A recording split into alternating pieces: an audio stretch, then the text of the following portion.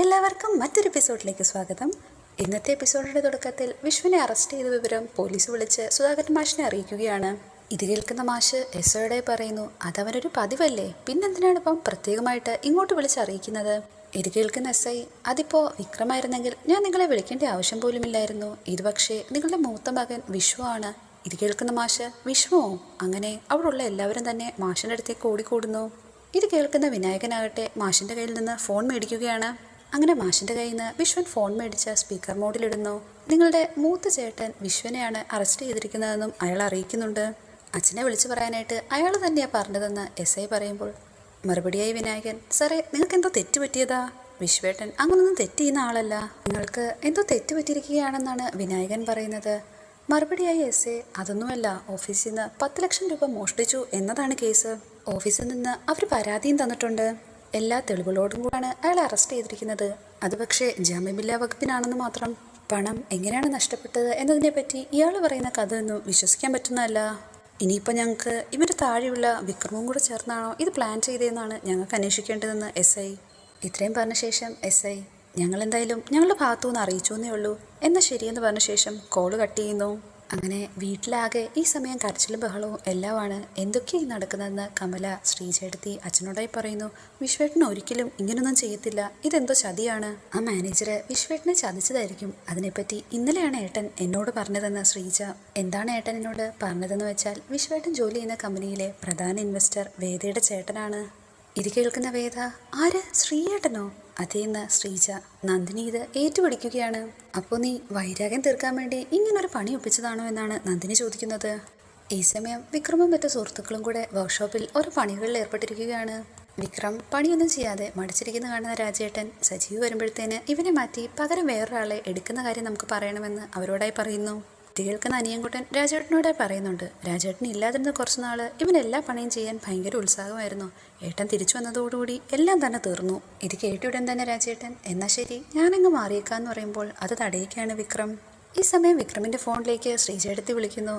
എന്താ എടുത്തിയെന്ന് വിവരം ചോദിക്കുമ്പോൾ എഴുത്തി കരഞ്ഞുകൊണ്ടാണ് കാര്യങ്ങളെല്ലാം അവതരിപ്പിക്കുന്നത്. വിശ്വേട്ടനെ പോലീസ് പിടിച്ചുവെന്നും ഓഫീസിൽ നിന്ന് 10 ലക്ഷം രൂപ നഷ്ടമായിരിക്കുകയാണെന്നും അവസാനമായി ഫോൺ വെക്കുന്നതിന് മുമ്പായി എടുത്തി ഒരു കാര്യവും കൂടെ സൂചിപ്പിക്കുന്നുണ്ട്. ആ കമ്പനി വേദയുടെ ചേട്ടൻ്റെതാണെന്ന്. അതായത് ആ കമ്പനിയിലെ എല്ലാ മേജർ ഷെയർസും മേടിച്ചിരിക്കുന്നത് വേദയുടെ ചേട്ടനാണ്. ശ്രീജേടത്തി വിക്രമിനോടായി ഒന്നുകൂടി ചോദിക്കുന്നു, എല്ലാവരും കൂടെ ചേർന്ന് വിശ്വേട്ടനെ ചതിച്ചതായിരിക്കുമോ? മാത്രമല്ല എനിക്ക് ഭയങ്കര പേടിയാകുന്നു, ഇതിലെന്തോ ചതി ഉണ്ടെന്നുള്ള തോന്നല്. മറുപടിയായി വിക്രം, അങ്ങനെ എന്തെങ്കിലും ചതി ഉണ്ടെങ്കിൽ തന്നെ അതിലൊന്നും വിശ്വേട്ടനെ അകപ്പെടുത്താനായിട്ട് പറ്റത്തില്ല. എന്തായാലും ഞാൻ എല്ലാ കാര്യങ്ങളും നോക്കിക്കൊള്ളാം എന്ന് പറഞ്ഞ് ഉറപ്പ് കൊടുത്ത ശേഷം വിക്രം ആ കോള് കട്ട് ചെയ്യുന്നു. അങ്ങനെ വിക്രം തൻ്റെ കൂടെ ഉണ്ടായിരുന്നവരെ എല്ലാം കാര്യങ്ങൾ അറിയിക്കുന്നു.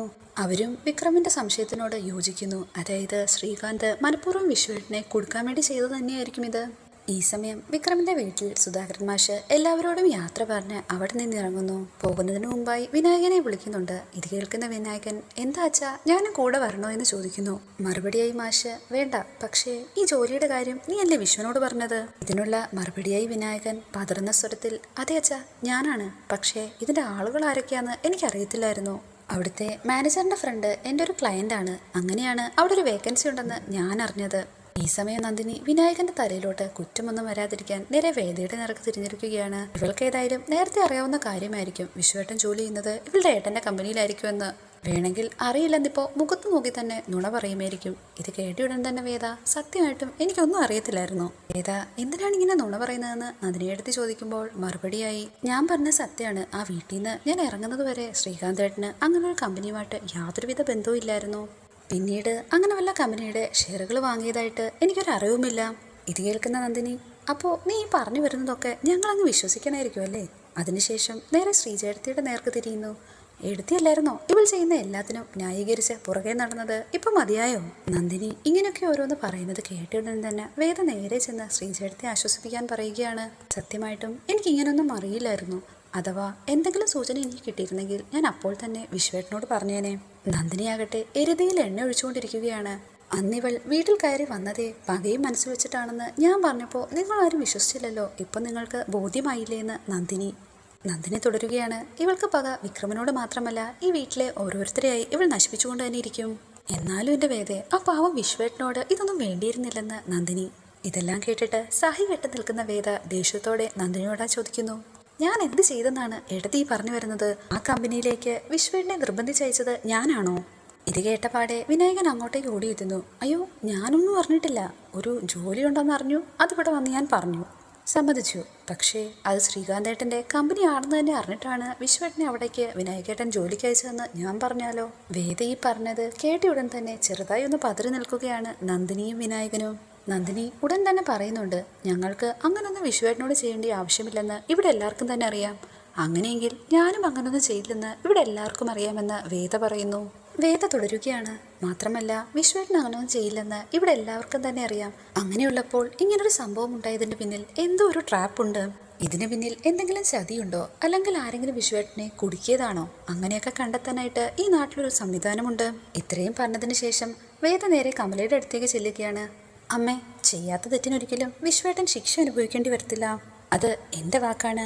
അമ്മയും ശ്രീജേടത്തിയും ധൈര്യമായിട്ട് തന്നെ ഇരുന്നോളൂ. അങ്ങനെ പ്രശ്നം വളരെ വഷളാവുന്നത് കണ്ട് നന്ദിനി വിനായകനെ മാറ്റി നിർത്തി വിനായകനോട് മാത്രമായി ചോദിക്കുകയാണ്, നിങ്ങൾ അവിടെ പറഞ്ഞത് സത്യമാണല്ലോ അല്ലേ?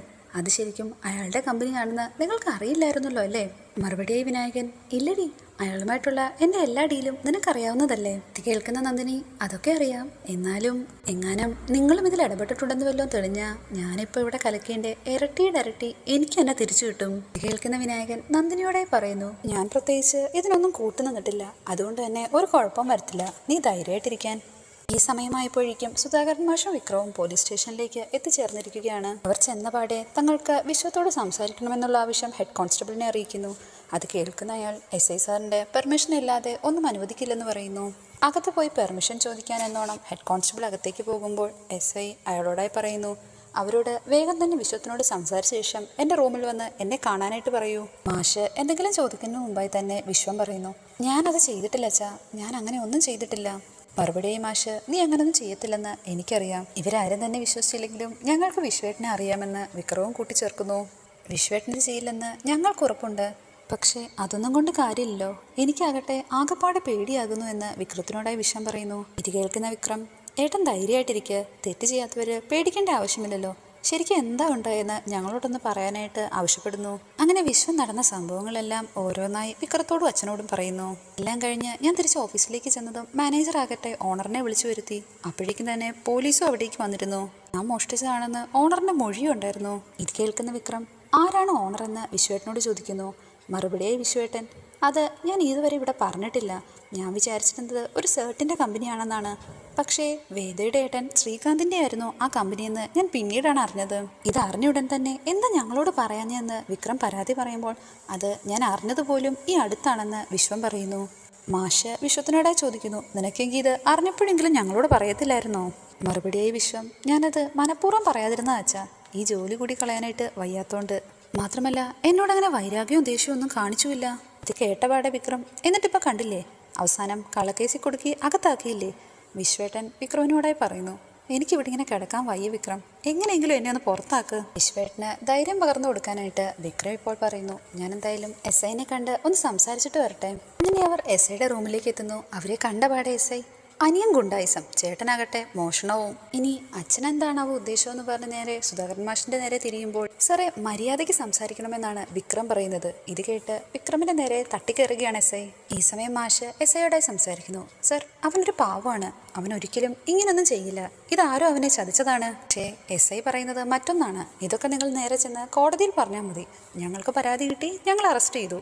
ഇനി കോടതിയിൽ ഹാജരാക്കി കുറ്റപത്രം നൽകണം. നിങ്ങൾക്ക് അവിടെ വന്ന് വാദിക്കുകയോ ജാമ്യം എടുക്കുകയോ എന്ത് വേണേലും ചെയ്യാം. മാഷല്ലേ ഇവിടെ വന്നത് ഇനി കരഞ്ഞിട്ടൊന്നും ഒരു കാര്യമില്ലെന്ന് SI തീർത്തു പറയുന്നു. SI ഇപ്പോൾ അവരോടായി പറയുന്നുണ്ട്, പരാതി തന്നത് ശ്രീകാന്ത് സാറാണ്. നിങ്ങളൊന്നെങ്കിൽ നേരിട്ട് ചെന്ന് കണ്ട് കോംപ്രമൈസ് ആവുകയോ അല്ലെങ്കിൽ 10 ലക്ഷം രൂപ തിരിച്ചു കൊടുക്കുകയോ അങ്ങനെ എന്തെങ്കിലും ചെയ്യാം. ഈ സമയത്ത് ഡിപ്പാർട്ട്മെന്റ് എന്താണോ ചെയ്യേണ്ടത് അത് മാത്രമാണ് ഞാൻ ചെയ്യുന്നത്. എന്നാൽ ശരി, ഇവിടുന്ന് പോയിക്കോളൂ. ഈ സമയം ഹെഡ് കോൺസ്റ്റബിളിനെ വിളിക്കുന്നു. ഇവർ രണ്ടുപേരും പിടിച്ച് പുറത്താക്ക്. ഇത് കേൾക്കുന്ന വിക്രം, വേണ്ട, ഞങ്ങൾ പോയിക്കോളാം. അങ്ങനെ അവർ അവിടെ നിന്ന് പോകുന്നതിന് മുമ്പായി മാഷി വിശ്വനെ കണ്ട് ഒന്നുകൂടി പറയുന്നു, എത്ര നല്ല ഫലമുള്ള മരമാണെങ്കിലും പുരയ്ക്ക് ആപത്താണെന്ന് കണ്ടാൽ അത് വെട്ടിക്കളയണം. നട്ടു വളർത്തിയതല്ലേന്ന് കരുതി അച്ഛനത് ചെയ്തില്ല. അതിന്റെ ഫലമാണ് നീ ഇപ്പോൾ അനുഭവിക്കുന്നതെന്ന് വിശ്വത്തോടായി പറയുന്നു. എന്താണ് ചെയ്യേണ്ടതെന്ന് എനിക്കിപ്പോൾ അറിയത്തില്ല വിശ്വം. ഇത് കേട്ടുകൊണ്ട് നിൽക്കുന്ന വിക്രം ഇപ്പോൾ വിശ്വേട്ടനോടായി പറയുന്നു, ഇത് എനിക്കെതിരെ വെച്ച പണിയാണ്. പക്ഷേ വിശ്വേട്ടൻ വിഷമിക്കാനായി ഞാൻ ഒരിക്കലും സമ്മതിക്കില്ല. എന്താ വേണ്ടതെന്ന് വെച്ചാൽ ഞാൻ ചെയ്തോളാം. അങ്ങനെ അവിടുന്ന് നേരെ മാഷും വിക്രവും ചെന്നത് മാഷിന്റെ വീട്ടിലേക്ക് തന്നെയാണ്. അവർ രണ്ടുപേരെയും കണ്ടയുടൻ തന്നെ എല്ലാവരും ഓടിക്കൂടി എന്തൊക്കെയാണ് കാര്യങ്ങളെന്ന് തിരക്കുന്നു. കമല മാഷിനോടെ ചോദിക്കുന്നു, അവനെ ശരിക്കും അറസ്റ്റ് ചെയ്തോ? അത് പിന്നെ കമ്പനി നേരിട്ട് പരാതി കൊടുത്തല്ലേ കമല, അതുകൊണ്ട് അറസ്റ്റ് ഉണ്ടായി. മാഷ് തുടരുകയാണ്. പാവം ആദ്യമായിട്ട് ജയിലിൽ കയറുകയല്ലേ, അതുകൊണ്ട് പേടിച്ച് നിലവിളിച്ച് ആകെ ഒരു വല്ലാത്ത അവസ്ഥയിലാണ് വിശ്വം. കേട്ടു നിൽക്കുന്ന ശ്രീജ ഒന്ന് മാഷിനോടൊക്കെയായി ചോദിക്കുന്നുണ്ട്, ചെയ്യാത്ത തെറ്റിന് ഒരാളെ ഇങ്ങനെ ശിക്ഷിക്കേണ്ട ആവശ്യമുണ്ടോ? ഇത് വിശ്വേട്ടനെ അവർ കുടിക്കിയത് തന്നെയാണ്. ഇത് കേൾക്കുന്ന വിക്രമാണ് മറുപടി പറയുന്നത്. എന്തിനാ ശ്രീജയെടുത്തി വിശ്വേട്ടൻ ആ കമ്പനിയിൽ തന്നെ പോയി ജോലി ചെയ്തത്? നമുക്കെതിരെ എന്തെങ്കിലും ചെയ്യാൻ കിട്ടിക്കഴിഞ്ഞാൽ ഇവളുടെ വീട്ടുകാർ വെറുതെ ഇരിക്കുമെന്നാണോ നിങ്ങൾ വിചാരിച്ചത്? അത് പിന്നെ വിശ്വേട്ടൻ തന്നെ ഇക്കാര്യം അറിഞ്ഞത് 3 ദിവസത്തിന് മുമ്പാണെന്നാണ് ശ്രീജയെടുത്തി പറയുന്നത്. ഇന്നലെയാണ് എന്നോട് പോലും പറയുന്നത്. എന്നോട് ഏട്ടൻ പറഞ്ഞപ്പോൾ ഞാൻ അത്ര കാര്യമായിട്ടും എടുത്തില്ല. പക്ഷെ ഇപ്പോൾ വിക്രം ദേഷ്യത്തോടു കൂടി ശ്രീജയെടുത്തിയോട് പറയുന്നു, ഒരു സ്ഥലത്ത് ജോലിക്ക് പോകുമ്പോൾ ഏതാണ് സ്ഥലം, ആരാണ് മാനേജ്മെന്റ്, ഇതൊക്കെ അന്വേഷിക്കാതാണ് ജോലിക്ക് പോകുന്നത്. ജോലിക്ക് ജോയിൻ ചെയ്ത സ്ഥാപനത്തെ പറ്റി ഒരു ധാരണയില്ലെന്ന് പറഞ്ഞാൽ വിശ്വേട്ടനെ പറ്റി നിനക്ക് അറിഞ്ഞൂടെയെന്ന് ശ്രീജയെടുത്തി. അങ്ങനൊരു കമ്പനിയിൽ ഒഴിവുണ്ടെന്നും ആ ഒരു പോസ്റ്റിലേക്ക് ആളെ എടുക്കുന്നുണ്ടെന്ന് ഞങ്ങളെ അറിയിച്ചത് പോലും വിനായകനാണ്. വിനായകൻ അങ്ങനെ പറയുമ്പോൾ അതിൽ സംശയിക്കേണ്ട കാര്യമുണ്ടോ വിക്രം എന്നാണ് ശ്രീജയെടുത്തി പറയുന്നത്. ഇത് കേൾക്കുന്ന വിനായകൻ തന്റെ മേൽ പഴിയൊന്നും വരാതിരിക്കാനായി എല്ലാം ഒഴിയുകയാണ്. അയ്യോ, ഞാനിതൊന്നും പറഞ്ഞിട്ടില്ല, കൊച്ചിയിലുള്ള ഏതോ ഒരു സേട്ടിന്റെ കമ്പനിയാണെന്നാണ് എന്നോട് പറഞ്ഞത്. ഇത് കേൾക്കുന്ന വിക്രം, അത് സേട്ടിന്റെ കമ്പനി തന്നെ ആയിരുന്നു, പക്ഷേ വിശ്വേട്ടൻ ജോയിൻ ചെയ്യുന്നതിന് 1 മാസം മുന്നേ അത് അയാൾ വാങ്ങി. ഇനിയിപ്പോൾ എനിക്ക് സംസാരിക്കാനായിട്ടുള്ളത് ഒരാളോടാണെന്ന് വിക്രം, അത് മറ്റാരോടുമല്ല, ഇവളുടെ ചേട്ടനോട്. ഇത് കേൾക്കുന്ന മാഷ് വിക്രമിനോടെ ചോദിക്കുന്നു, നീ ഇപ്പം ചെന്ന് സംസാരിച്ചിട്ട് അയാൾ ആ കേസ് പിൻവലിക്കുമെന്ന് നിനക്ക് തോന്നുന്നുണ്ടോ? വിക്രം തുടരുകയാണ്, വിശ്വേട്ടൻ ഈ കേസിൽ നിരപരാധിയാണ്, അത് അയാൾ ചതിച്ചത് തന്നെയാണ്. മാഷിപ്പോ വിക്രമിനോടെ ചോദിക്കുന്നു, അത് ശരിയാണ്, അതിനൊക്കെ കാരണം ആരാണെന്നും കൂടെ നീ പറ. തരുമല്ലോ, നീ തന്നെയല്ലേ, എന്റെ പ്രവൃത്തികൾ കാരണം മാത്രമാണ് ഇതൊക്കെ സംഭവിച്ചത്. ഇത് കേട്ടു നിൽക്കുന്ന നന്ദിനി മാഷിനോടായി പറയുന്നു, അച്ഛൻ എന്തിനാ വെറുതെ വിക്രമിനെ മാത്രമായി കുറ്റം പറയുന്നത്? എന്നാൽ ഇത് കേൾക്കുന്ന മാഷ് നന്ദിനിയോടായി ചോദിക്കുന്നു, നീ ഇപ്പോൾ എന്തിനാ വിക്രത്തിനെ സപ്പോർട്ട് ചെയ്യുന്നതെന്നൊക്കെ എനിക്കറിയാം. ഓരോന്ന് പറഞ്ഞ് അവരെ കുറ്റം പറയാതെ ഇനി അടുത്തത് എന്താ വേണ്ടതെന്ന് ആലോചിക്കാമെന്ന് കമല പറയുമ്പോൾ വേദ മറുപടിയായി പറയുന്നു, ആരും വിഷമിക്കേണ്ട, വിശ്വേട്ടന് ഒന്നും സംഭവിക്കില്ല, ഇനി എന്താ വേണ്ടുന്നതെന്ന് എനിക്കറിയാം. ഇതോടുകൂടി ഇന്നത്തെ എപ്പിസോഡ് ഇവിടെ അവസാനിച്ചിരിക്കുന്നു. Please like, share and subscribe.